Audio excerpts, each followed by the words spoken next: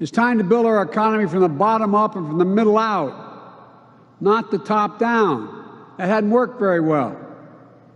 For the economy overall, it hadn't worked. Because Wall Street didn't build this country. You, great middle class, built this country.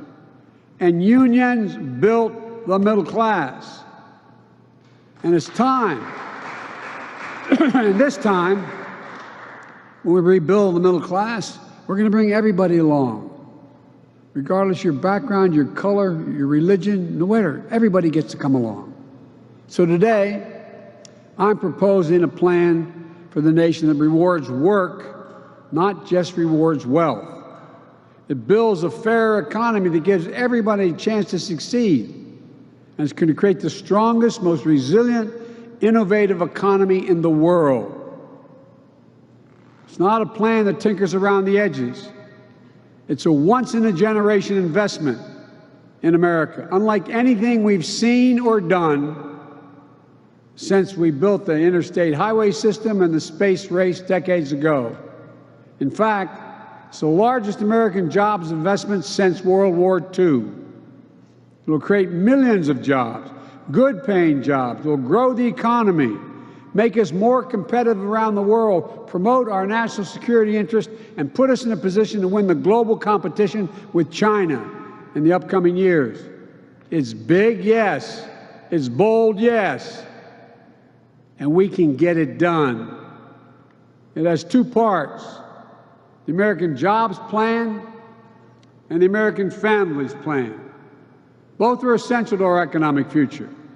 In a few weeks, I'll talk about the American Family Plan, but today, I want to talk about the American Jobs Plan. I'll begin with the heart of the plan.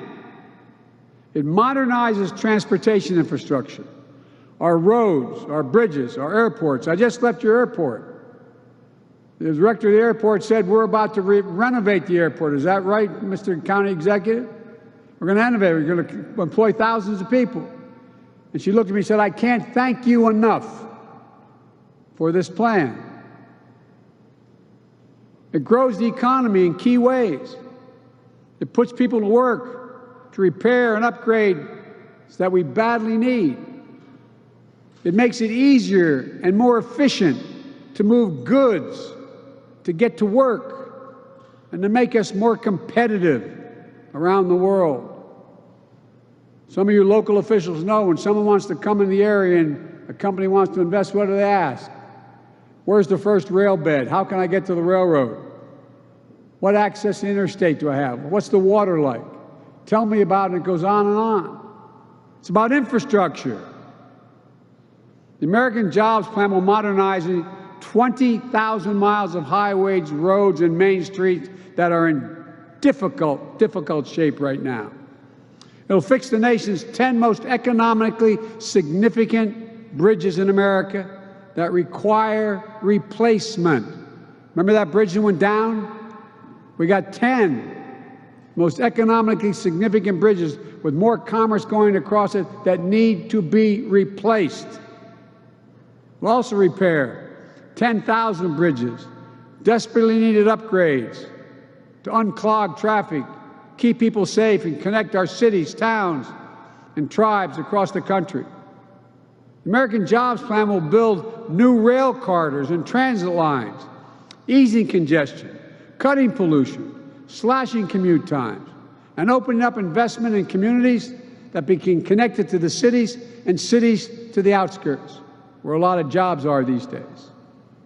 It'll reduce the bottlenecks of commerce at our ports and our airports. The American Jobs Plan will lead to a transformational progress in our effort to tackle climate change with American jobs and American ingenuity, protect our community from billions of dollars of damage from historic superstorms, floods, wildfires, droughts, year after year, by making our infrastructure more secure and resilient and seizing incredible opportunities for American workers and American farmers in a clean energy future.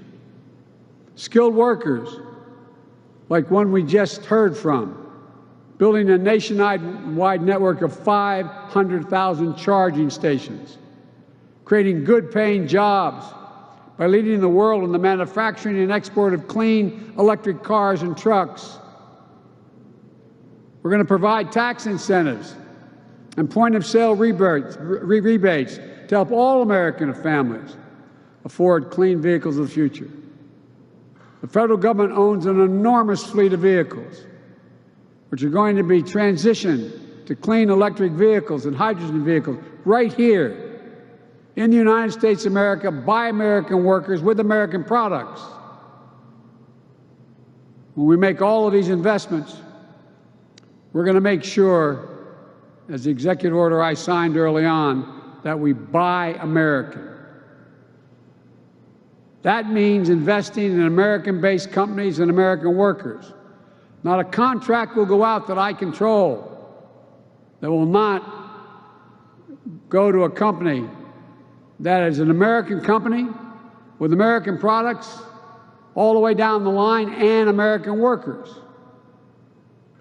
And we'll buy the goods we need from all of America. Communities that have historically been left out of these investments. Black, Latino, Asian American, Native Americans, rural, small businesses, entrepreneurs across the country. Look, today, up to 10 million homes in America and more than 400,000 schools and child care centers have pipes where they get their water from, pipes that are lead-based pipes, including pipes for drinking water. According to scientists, there is simply no safe exposure to lead for a child. Lead can slow development and hearing problems. The American Jobs Plan will put plumbers and pipe fitters to work, replacing 100% of the nation's lead pipes and service lines. So every American, every child can turn on a faucet of our fountain and drink clean water.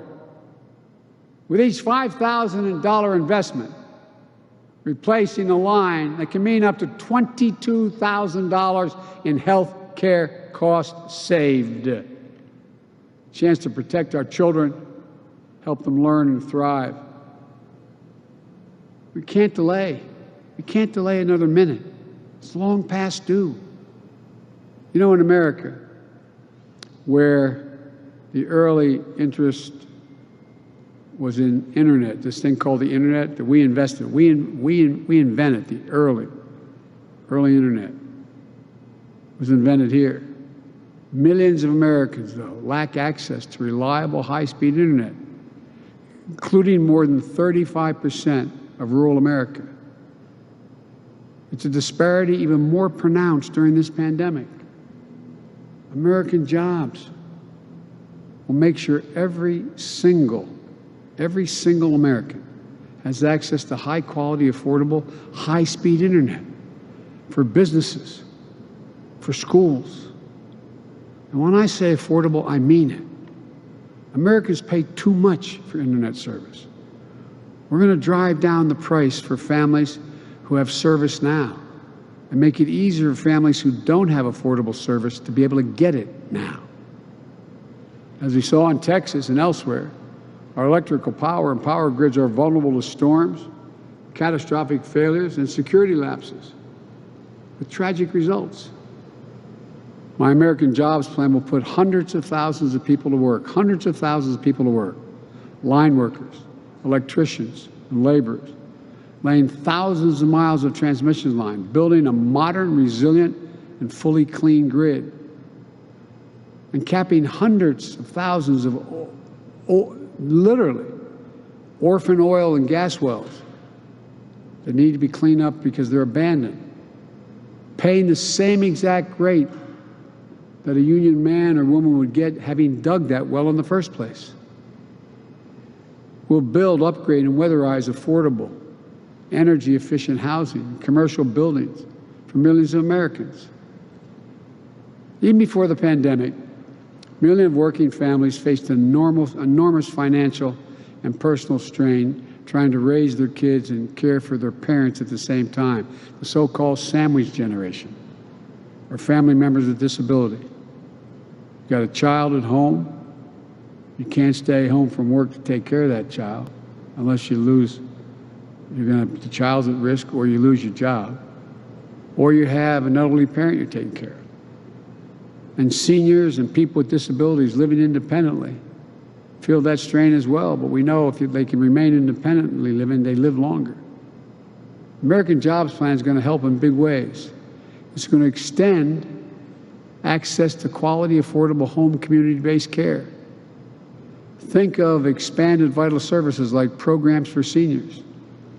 Or think of home care workers going into homes of seniors and people with disabilities, cooking meals, helping them get around their homes, and helping them be able to live more independently. For too long, caregivers who are disproportionately women and women of color and immigrants.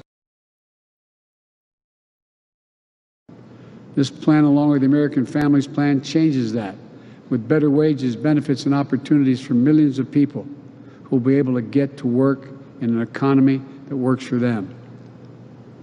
You know, decades ago, the United States government used to spend 2% of its GDP, its gross domestic product, on research and development.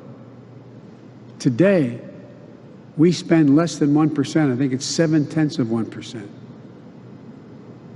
Here's why that matters. We're one of only a few major economies in the world whose public investment in research and development as a share of GDP has declined constantly over the last 25 years. And we've fallen back. The rest of the world is closing in and closing in fast. We can't allow this to continue. American Jobs Plan is the biggest increase in our federal non-defense research and development spending on record. It's going to boost America's innovative edge in markets where global leadership is up for grabs. Markets like battery technology, biotechnology, computer chips, clean energy, the competition with China in particular. Critics say we shouldn't spend this money. They ask, what do we get out of it? Well, they said the same thing when we first flew into space for the first time. They said the same thing. Well, pushing the frontiers led to big benefits back home.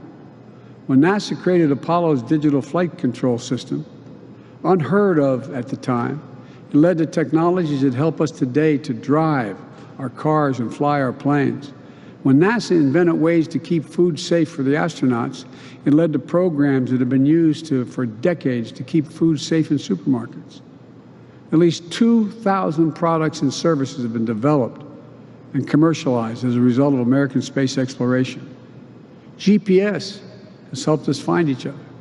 Computer chips allow us to see and talk to one another, even separated by mountains and oceans, singing happy birthday and watching the first steps of that new baby grandchild, comforting each other when comfort is needed.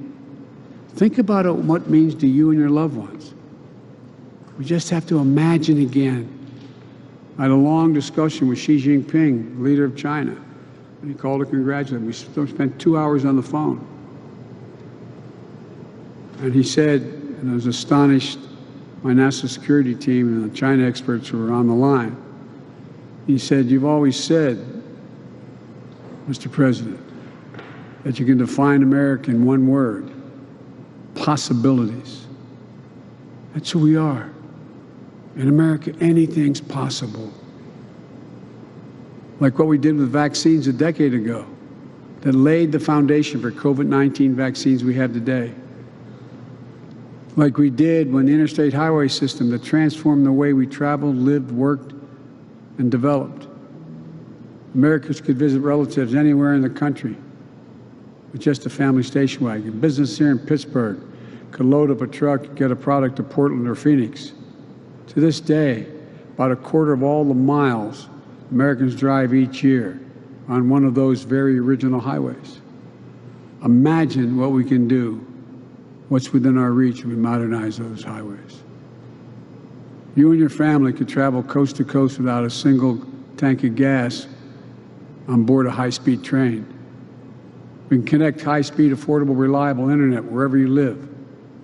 Imagine knowing that you are handing your children and grandchildren a country that will lead the world in producing clean energy technology and will need to address one of the biggest threats of our time: That's what we'll do.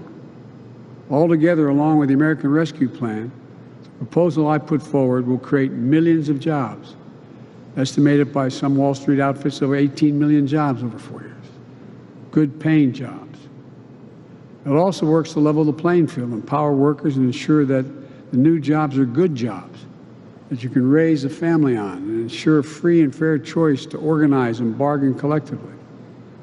That's why my plan asks Congress to pass the Protecting the Right to Organize Act, the PRO Act, and send it to my desk. This plan is important, not only for what and how it builds, it is also important to where we build. It includes everyone, regardless of your race or your zip code. Too often, economic growth and recovery is concentrated on the coast. Too often, investments have failed to meet the needs of marginalized communities left behind. There is talent innovation everywhere. And this plan connects that talent through cities, small towns, rural communities, through our businesses and our universities, through our entrepreneurs, union workers, all across America.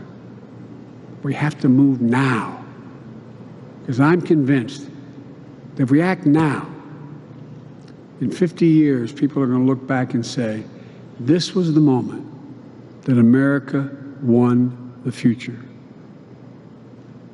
What I'm proposing is a one-time capital investment of roughly $2 trillion in America's future, spread largely over 8 years. It will generate historic job growth, historic economic growth, help businesses to compete internationally, create more revenue as well. They are among the highest value investments we can make in the nation, investing in our infrastructure. But put another way, failing to make these investments adds to our debt and effectively puts our children at a disadvantage relative to our competitors. That's what crumbling infrastructure does. And our infrastructure is crumbling. We rank 13th in the world. What's more, it heightens our vulnerability to and attracts our adversaries to compete in ways that they haven't up to now. And our adversaries are worried about us building this critical infrastructure. Put simply, these are investments we have to make. We can afford to make them. Or put another, we can't afford not to. So how do we pay for it? I spoke to the majority leader, I guess he's no longer the majority leader. He has been for a long time. I spoke to the Republican leader about the plan. Everybody's for doing something about infrastructure. Why haven't we done it? Well, no one wants to pay for it. Less than 4 years ago, as I said, the Congress passed a tax cut of $2 trillion, increasing the national debt $2 trillion. It didn't meet virtually any of the predictions it would in terms of growing the economy. Overwhelmingly, the benefits of that tax package went to the wealthiest Americans. It even included new investments that would profit by shifting profits and jobs overseas if you're a corporation. It was bad for American competitiveness, deeply unfair to the middle-class families, and wrong for our future. So here's what I do. I start with one rule.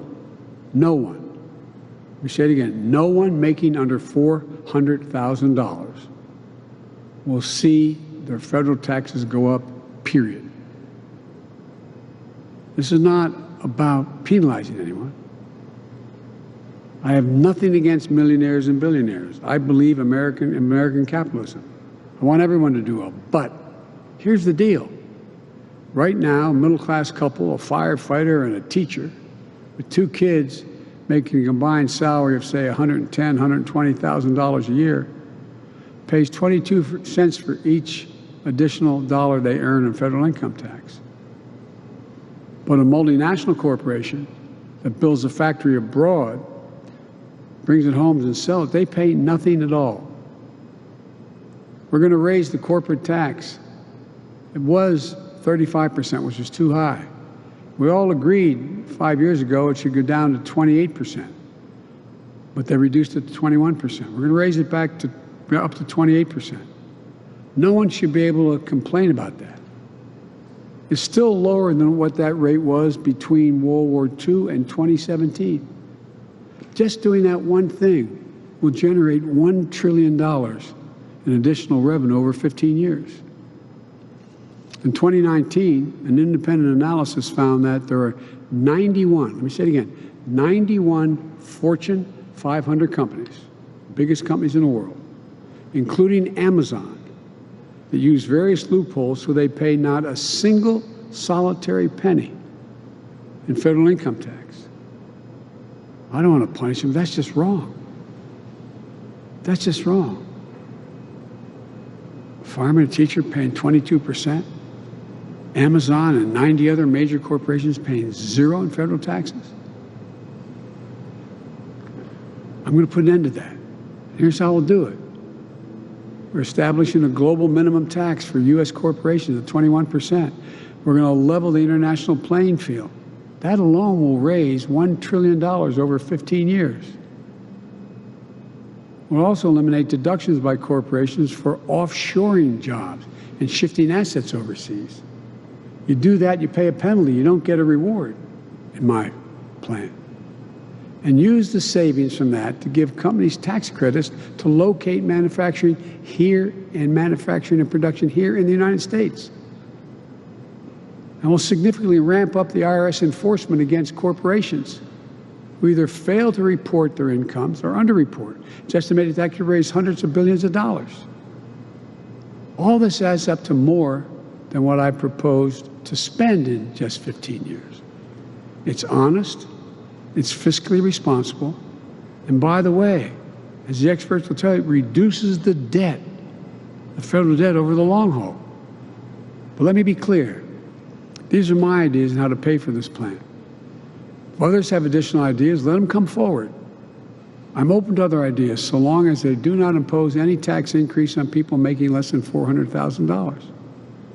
Hey guys, did you know we have a podcast called WJ Live? The Western Journal's mission is to equip readers with the truth, and that's the same mission we have on WJ Live. You'll hear from writers, editors, and special guests on the most important topics of the day. You can watch us every day at 5 p.m. Eastern, 2 p.m. Pacific on youtube.com/WJ Live. While you're there, help us out by subscribing and hitting the bell so you don't miss any future episodes. See you there.